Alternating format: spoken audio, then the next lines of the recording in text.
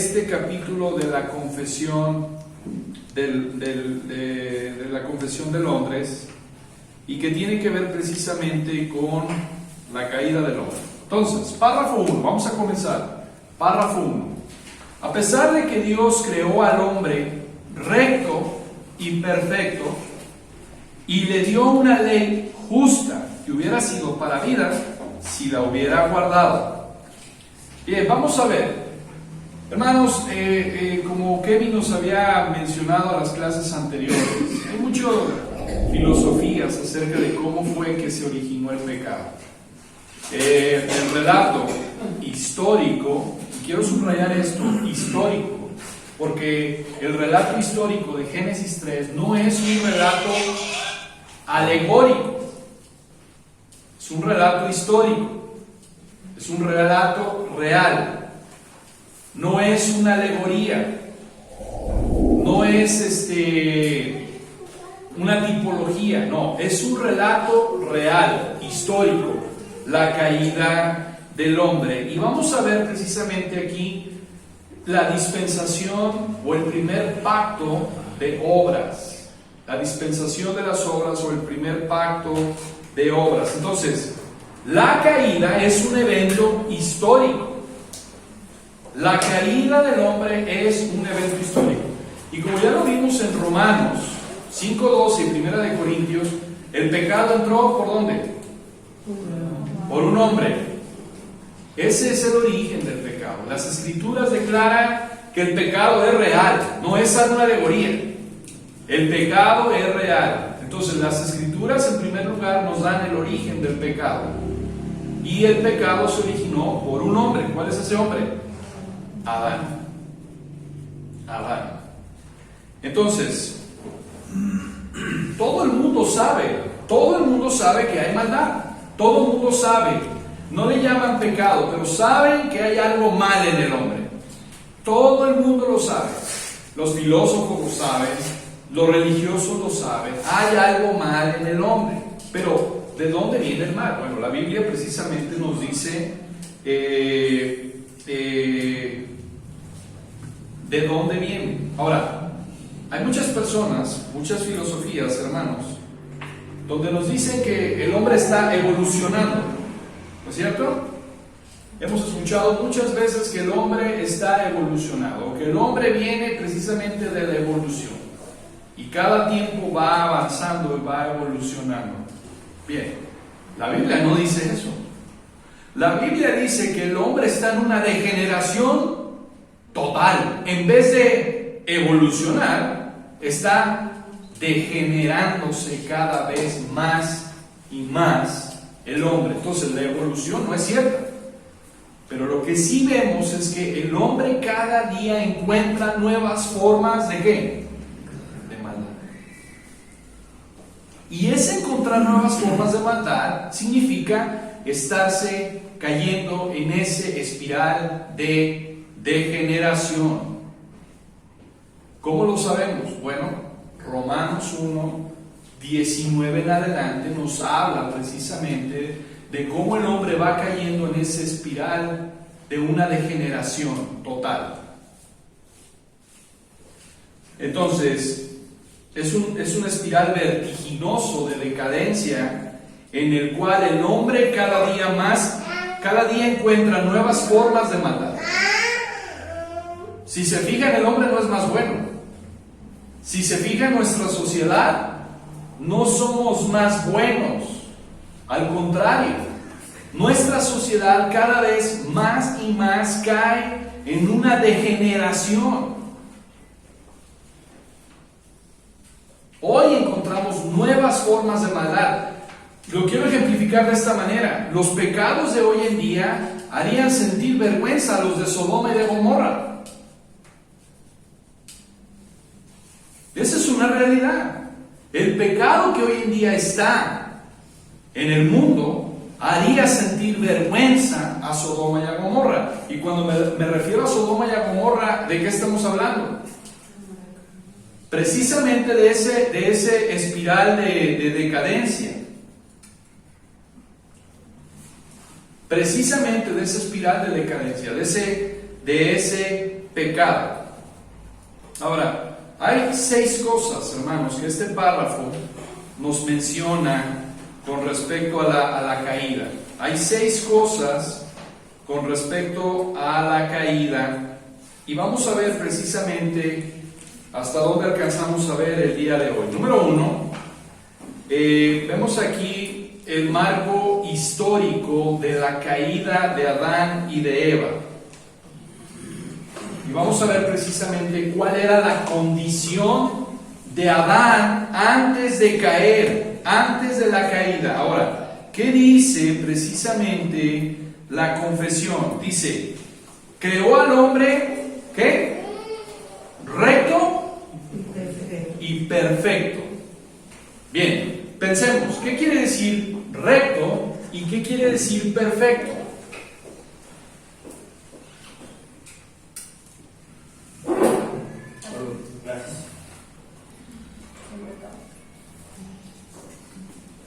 ¿Perdón? Sin pecado.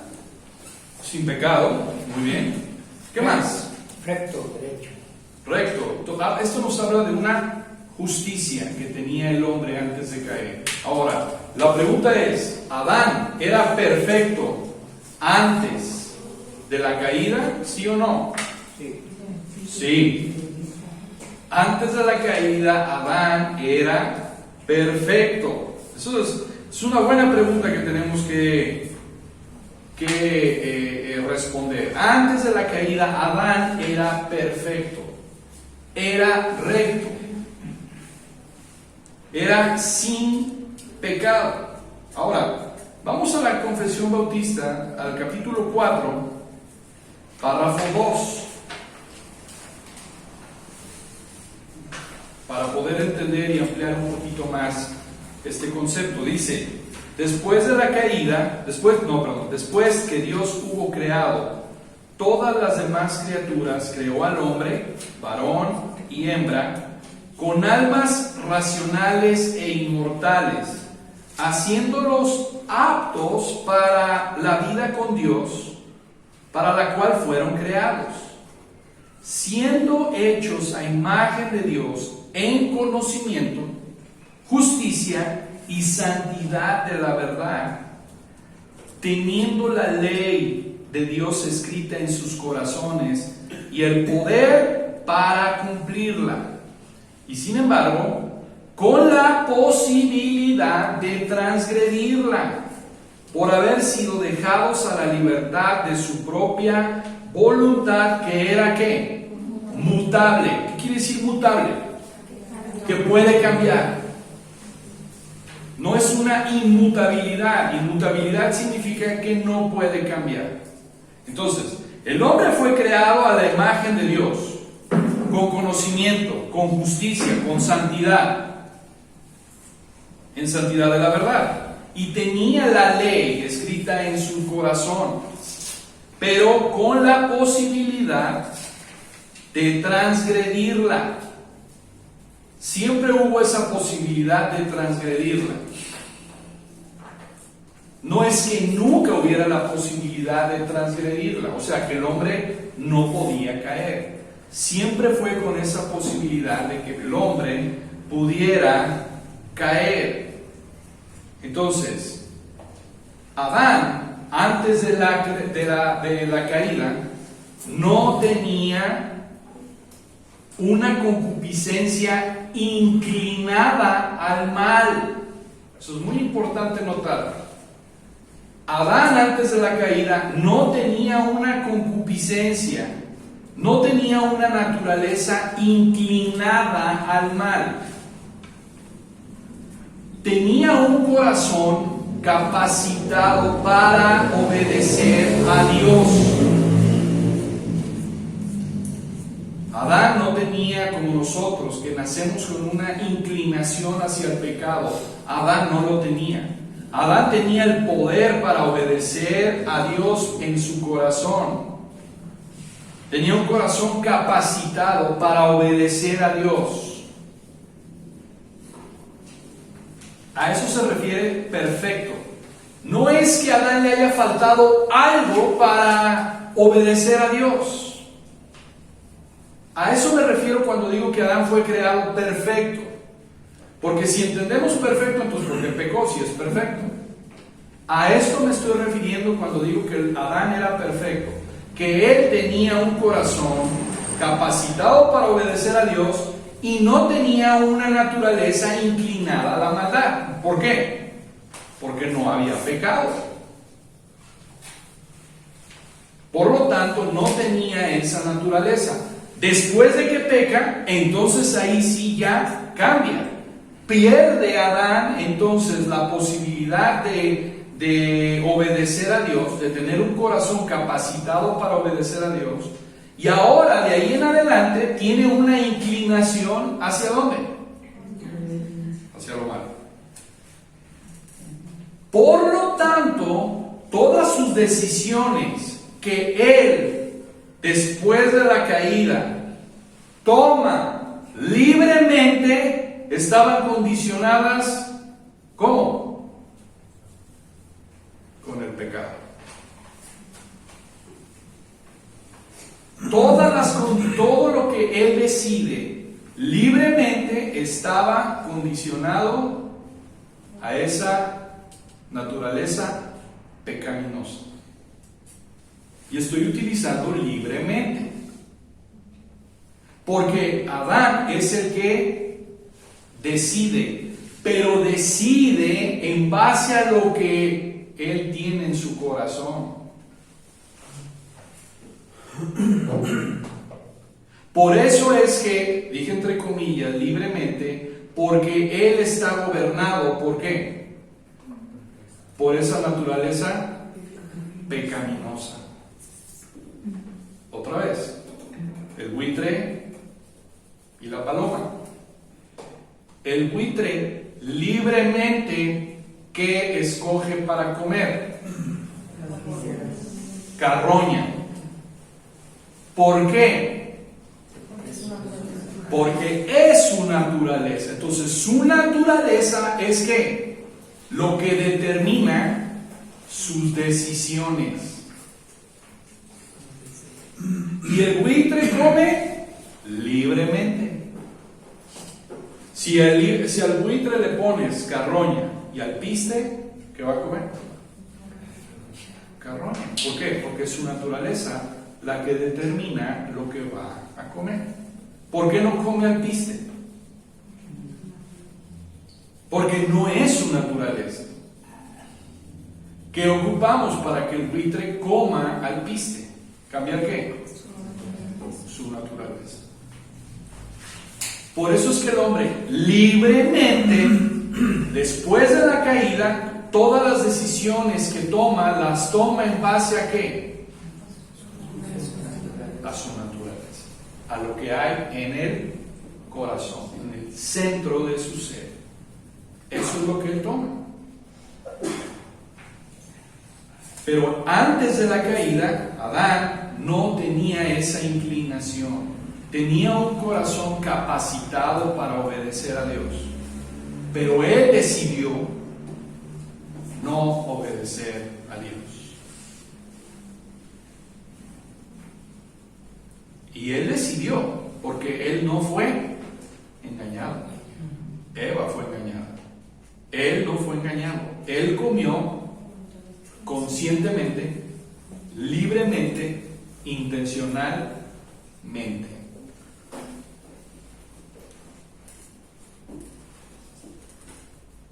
Ese es el marco general de la caída del hombre. Esto es precisamente una introducción. También nos habla precisamente ahí en el párrafo 6 de la ley. Porque dice precisamente, y le dio una ley justa. ¿Cuál es esa ley justa? A Adán se le dio una ley justa. ¿Cuál es esa ley justa?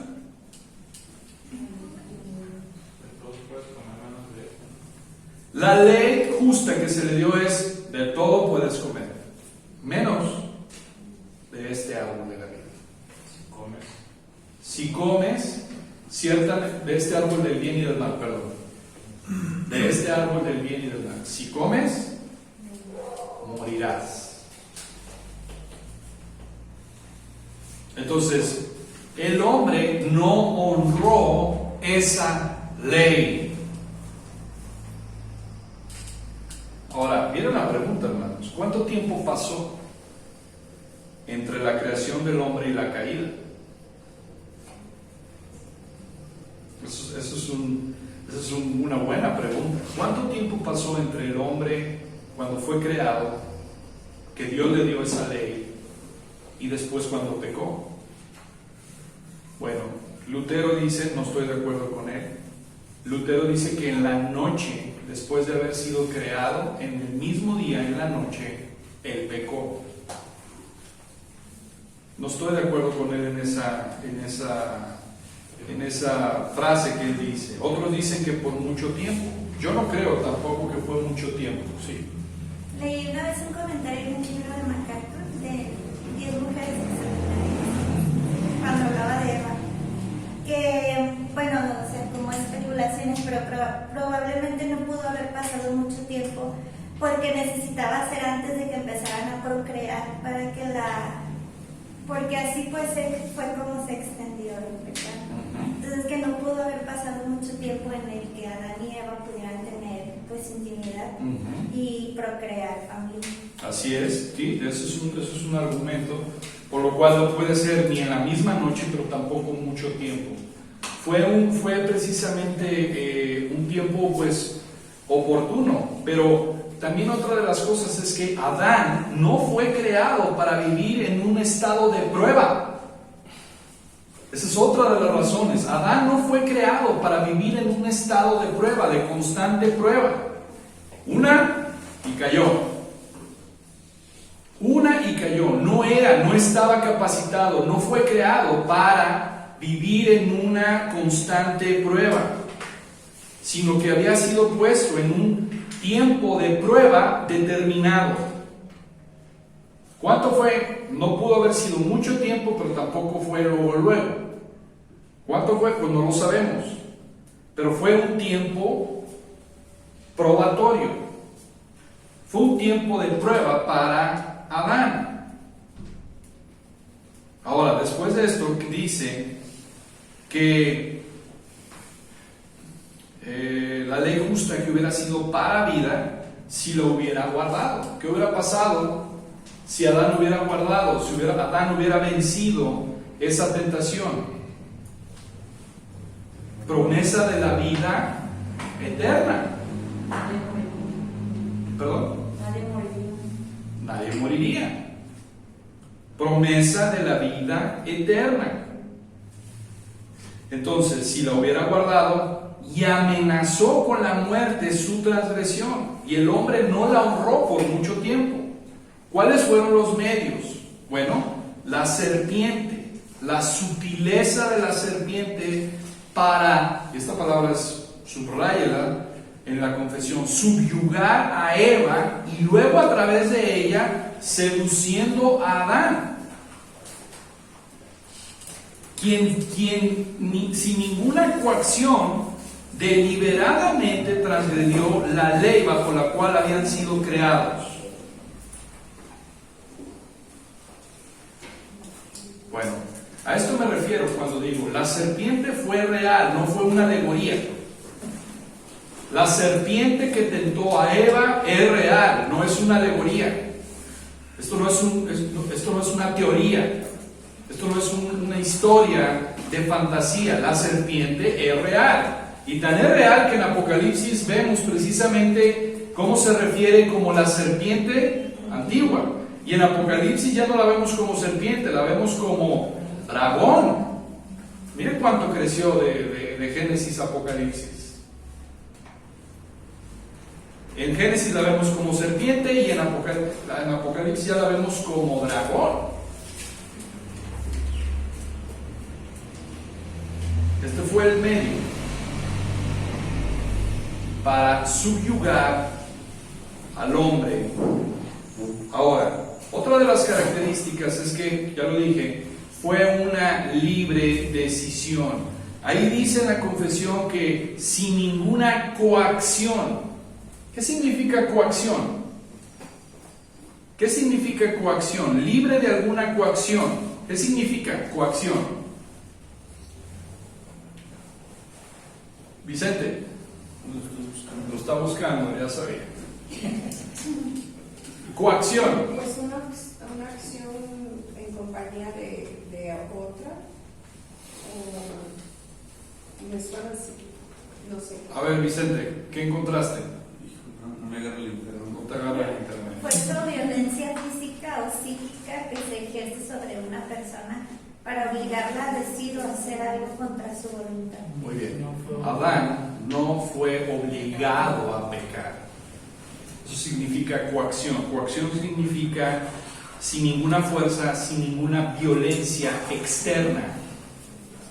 Eso es coacción. Sin ninguna fuerza. Adán no fue obligado a pecar. Nadie lo obligó a pecar. Satanás no te obliga a pecar. Satanás es responsable de tentarte. Tú eres responsable si caes en el pecado. A eso se refiere coacción. Ahora, eso es lo que yo quería mencionar. Hermanos, el hombre toma libres decisiones. Toma libres decisiones. Y lo quiero volver a explicar y quiero dar un ejemplo. Está un hombre en la calle, llega un asaltante y le apunta con una pistola y le dice: si me entregas todo el dinero, te dejo vivir. Si no me entregas todo el dinero, te quito la vida. El hombre tiene que, ¿qué? Decidir. Tiene que decidir. Entonces, tiene dos opciones. Número uno, darle el dinero y vivir. Número dos, no darle el dinero y morir. Y aquí está. La respuesta de él depende de su mayor anhelo. La respuesta de él depende de su mayor anhelo. Depende de lo que hay en su corazón. Si ese hombre es avaro, ¿qué va a hacer? No te doy el dinero. Si en ese hombre en su corazón hay avaricia y la avaricia lo mueve, ese hombre va a decir: no te doy el dinero. Mátame, pero no te doy el dinero. ¿Por qué? Porque es lo que hay en su corazón. Es lo que hay en su corazón. Si su anhelo es vivir, entonces le da el dinero.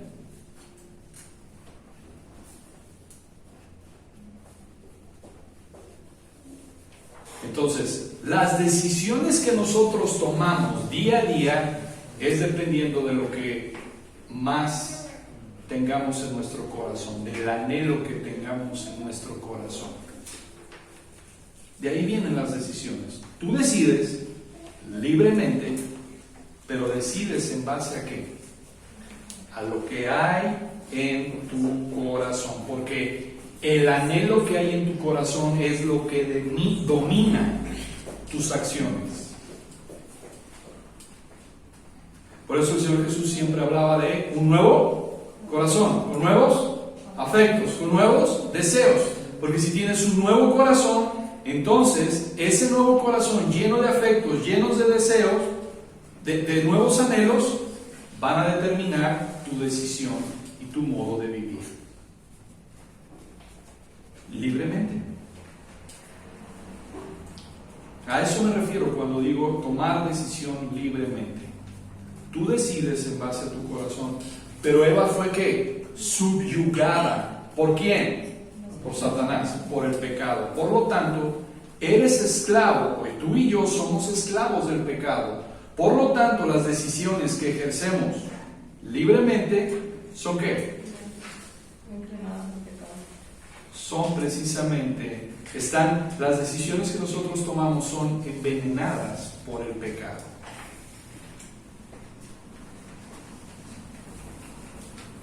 Son envenenadas por el pecado. Así fue Adán, así fue la decisión de Adán. Adán actuó libremente. No fue obligado. Él voluntariamente decidió comer.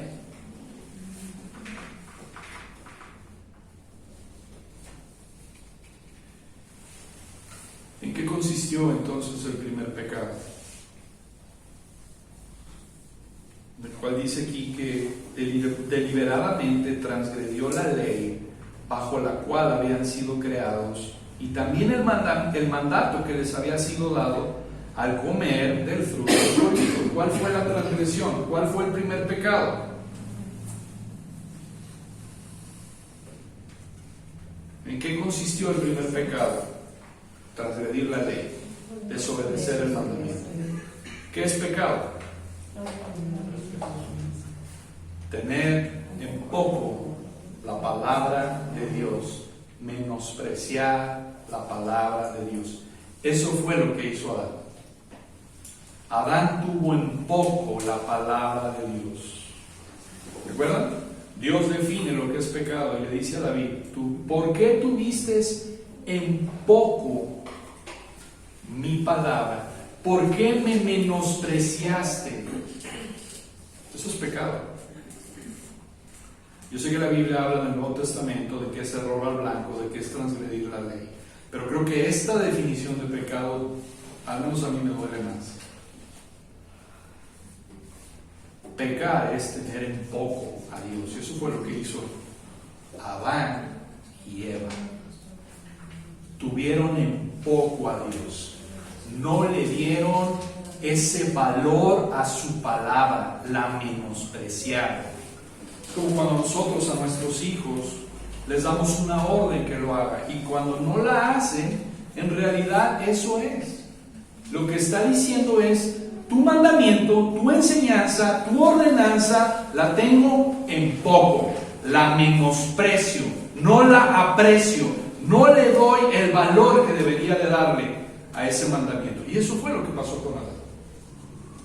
Adán menospreció la palabra de Dios, menospreció la ley, la transgredió, se rebeló contra ella.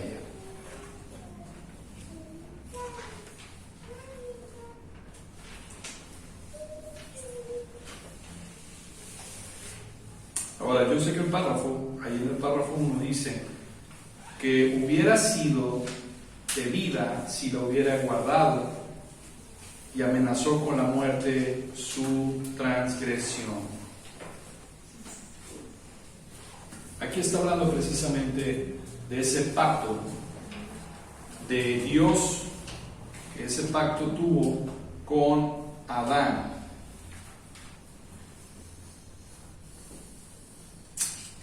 Quiero que pensemos en esto. Dijimos que Adán fue creado perfecto, ¿no es cierto? Y expliqué qué significa perfecto.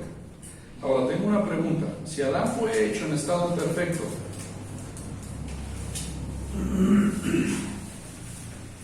¿podía Adán encontrarse en un mejor estado que en el estado en el que estaba?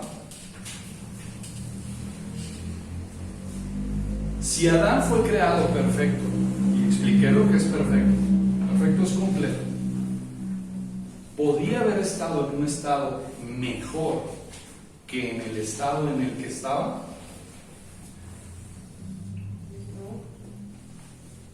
¿No? Antes de pecar. Pues como Cristo. Así, ¿no?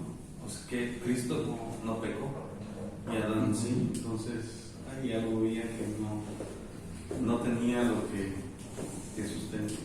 Bueno, sí, creo. Kevin. No sé, también me puse una pregunta, pero pienso que no, porque en el estado en el que estaba no había nada que reparar, no había nada que mejorar. Si realmente le hubiera obedecido a Dios, hubiera mantenido esa comunión con Él, pero una vez leí algo acerca de eso y decía que de cierta manera nos convenía que Adán pecara para que pudiera hacer la obra de transformación en nosotros y ser semejantes ahora a nosotros, porque aunque él fue creado a semejanza e imagen de Dios, Ajá.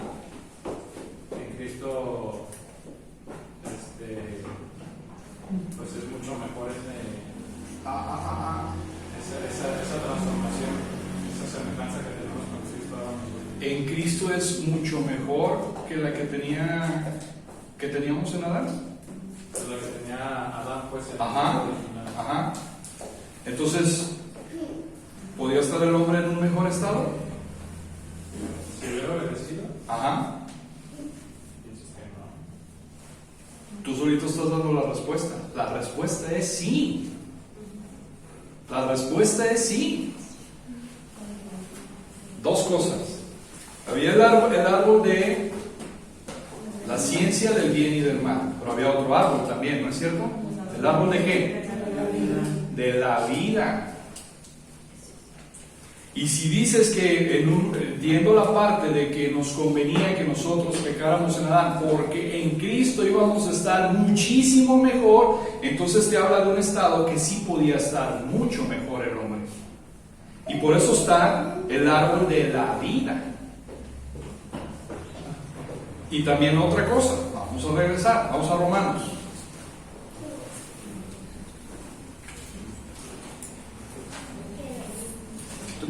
Ahí en 1 Corintios 15, 21, por cuanto la muerte entró por un hombre, también por un hombre la resurrección de los muertos. Porque así como en Adán todos mueren, también en Cristo todos serán vivificados. Y Romanos 5, 12.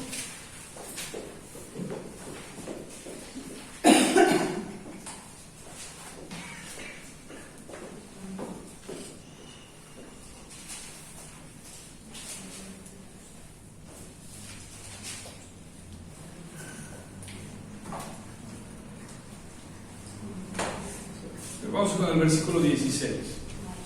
Y con el don no sucede como en el caso de aquel uno que pecó, porque ciertamente el juicio vino a causa de un solo pecado para condenación, pero el don vino a causa de muchas transgresiones para justificación.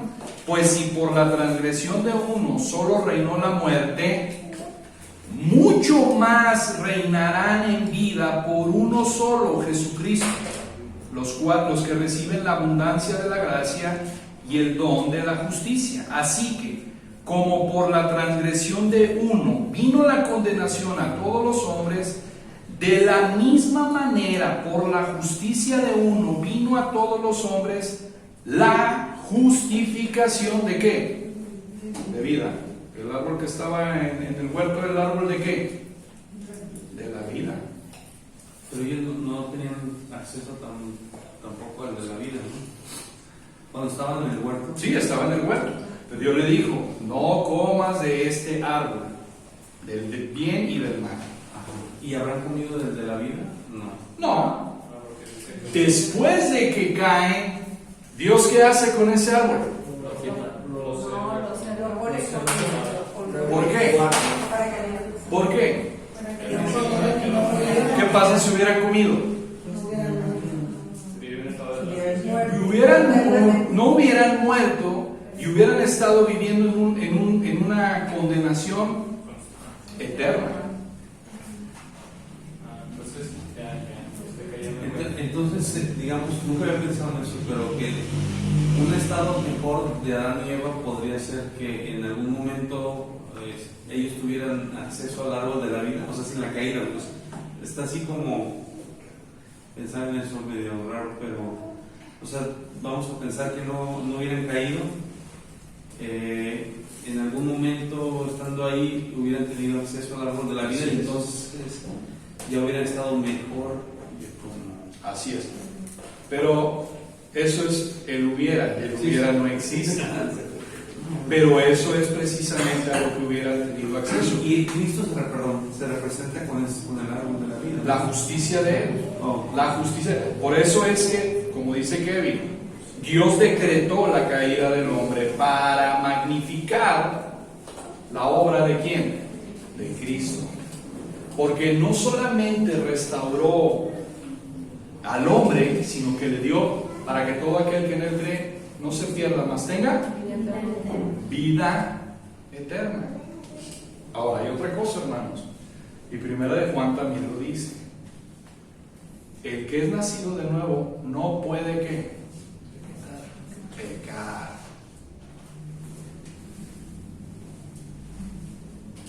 Adán nunca tuvo esa opción, ¿me entienden? Adán nunca tuvo la no opción de no pecar.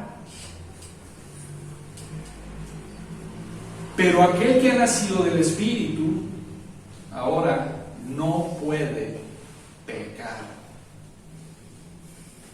Eso es grande. Eso es grande. Y eso es precisamente lo que Cristo logró.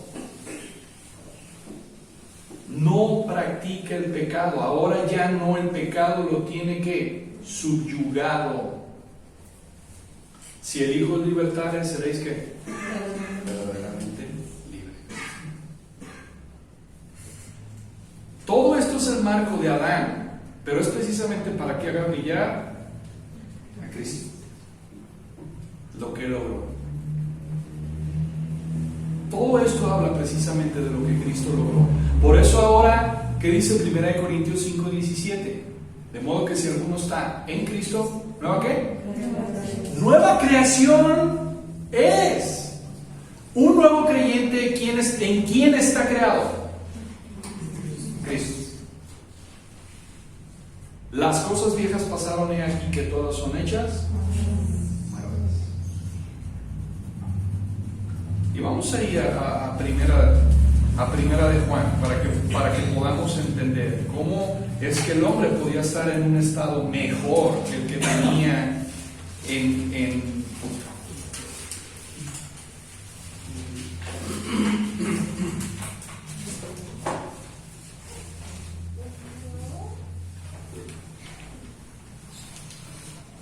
Primera de Juan 3:4 dice: todo aquel que comete pecado infringe también la ley, pues el pecado es infracción de la ley. Y sabéis que Él apareció para quitar nuestros pecados y no hay pecado en Él.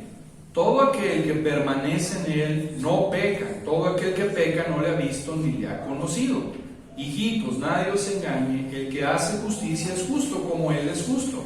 El que practica, aquí está lo que significa no pecar. El que practica el pecado es del diablo, porque el diablo peca desde el principio, y para esto apareció el Hijo de Dios, para deshacer las obras del diablo.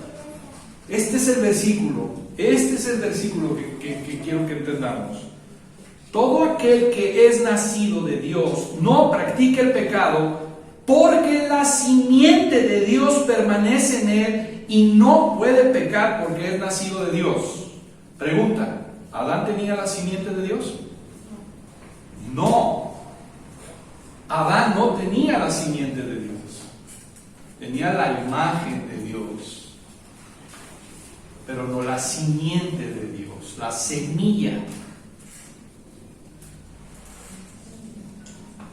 Bueno, tenemos niños aquí, no quiero decir esa palabra, pero semilla. La naturaleza de Dios. Adán no la tenía. Adán tenía la imagen de Dios. Por eso dice que aquí está: todo aquel que es nacido de Dios. Adán no fue nacido de Dios, fue creado por Dios. La materia prima fue polvo de la tierra y todo, pero no fue la semilla. No. Por eso el nacido de nuevo es la semilla, la simiente de Dios. ¿Qué dice Juan? ¿Qué? 1:12. Juan 1:12. ¿Qué dice Juan 1:12? A lo suyo vino, los suyos no le recibieron. Mas a todos los que le recibieron, a los que creen en su nombre, les dio potestad de ser hechos hijos de Dios, los cuales no son engendrados. Habla de engendrar, de un padre cuando engendra. No son engendrados de sangre, ni de voluntad de carne, ni de voluntad de varón, sino que de Dios. Eso significa el nuevo nacimiento. El nuevo nacimiento habla de la semilla de Dios. Pero ese término de no tienen la semilla de Dios, no tienen a Cristo, la justificación de Cristo, ¿verdad? No es como la semilla o sea, así como la generación, como en el caso de de Abraham y toda la genealogía, que ahí sí podríamos hablar como de una cuestión de herencia o cosas así, pero más bien dice, no tenían, la simiente de Dios es Jesús, entonces no tenían a Jesús, no tenían la justificación. No, Jesús, ¿no? lo que está diciendo aquí precisamente es versículo 9, 1 de Juan. Todo aquel que es nacido de Dios no practica el pecado, porque la simiente ¿de quién? De Dios permanece en él. Ah, sí.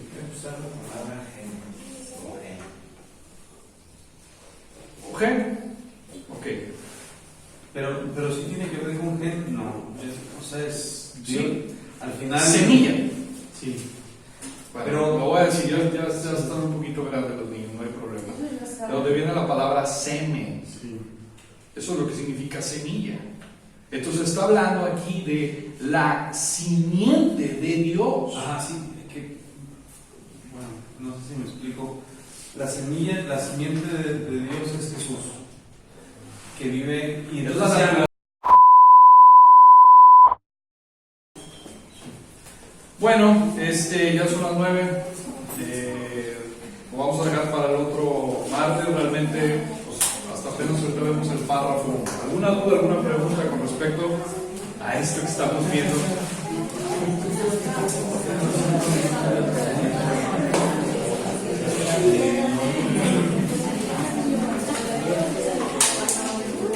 Solamente, sí. ¿Tiene alguna? Pues un verdadero hijo de Dios es engendrado de Dios, hermano. Por eso es hijo de Dios. Dios tiene hijos, Dios no tiene nietos. Dios tiene hijos. Y cada uno de sus hijos, Él los engendra. Engendra o adoptar. ¿Perdón? Ya ves que luego dice que adoptar. Sí, Pero no. sí, no. Pero eso es lo grande precisamente, porque en una adopción, cuando usted adopta a un niño o una niña, ese niño aprende a ser como usted, pero jamás va a tener que su naturaleza. En cambio, con los hijos de Dios, Dios los adopta, pero son engendrados por Él. Él los toma, Él los redime. Entonces, Él los creó. Por eso mucha gente dice que Dios es el Padre de todos. No, Él es creador de todos. Nosotros somos creación. Bueno, Nosotros somos nueva criatura y somos sus hijos. Y esto es lo que quiero que entendamos. Adán nunca tuvo esa naturaleza que ahora tiene el nuevo creyente.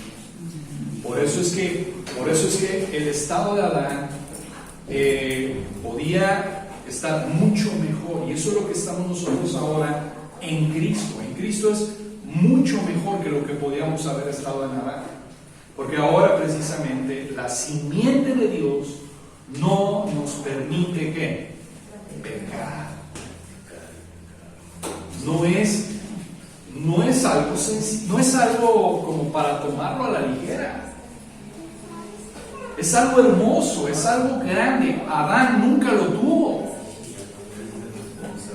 Adán nunca lo tuvo. Por eso es que es importante estudiar la caída, estudiar a Adán, estudiar lo que él era y lo que somos en Cristo.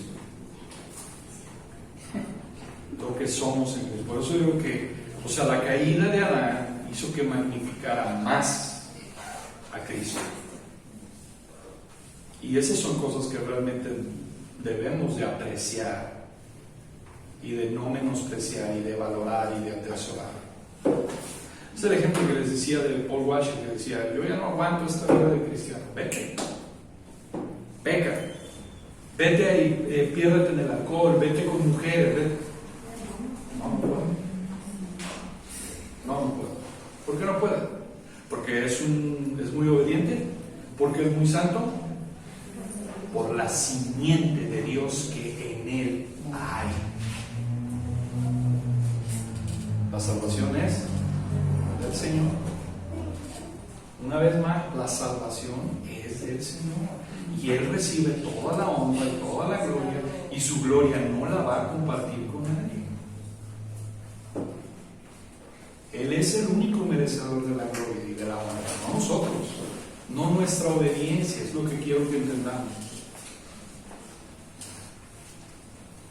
Y esa simiente viene cuando, voy a una pregunta capciosa, esa simiente de Dios viene en la justificación o en la regeneración. Javier. La regeneración para ser justificados. En la regeneración.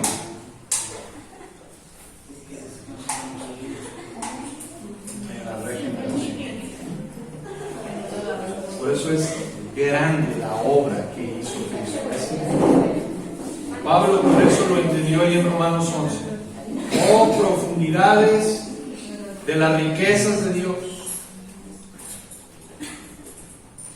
Eso es precisamente donde debemos de estudiar. Y cada vez que estudias esto, ver la gracia de Dios de una manera muy grande, muy maravillosa. Sí. ¿Alguna otra duda con respecto a esto?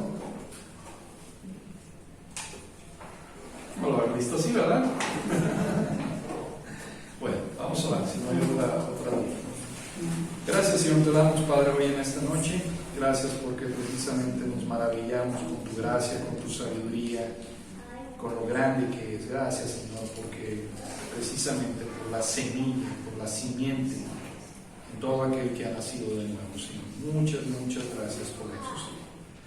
Gracias por la obra, por la persona de tu Hijo Cristo, Señor. Bendícenos y guárdanos y ayúdanos a apreciar esto, a valorarlo. Y como decíamos el domingo, Señor, a vivir precisamente en tu presencia, bajo tu soberanía, para la honra y la gloria tuya, Señor. Ayúdanos, Padre, precisamente a apreciar esto y valorarlo. En Cristo Jesús. Amén.